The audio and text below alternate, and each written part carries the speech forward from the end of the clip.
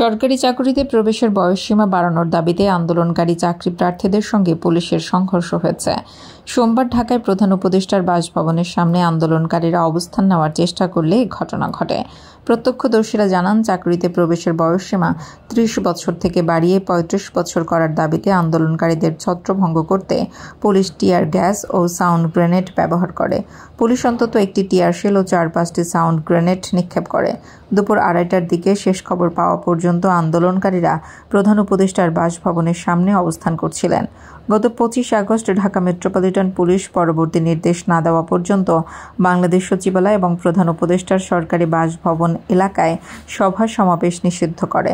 সমাবেশে অংশ নেওয়া এক ৩৫ প্রত্যাশী বলেন, চাকরিতে আবেদনের বয়সসীমা বৃদ্ধির দাবি নতুন নয়, আমরা এখানে ৩৫-এর দাবি নিয়ে এসেছি।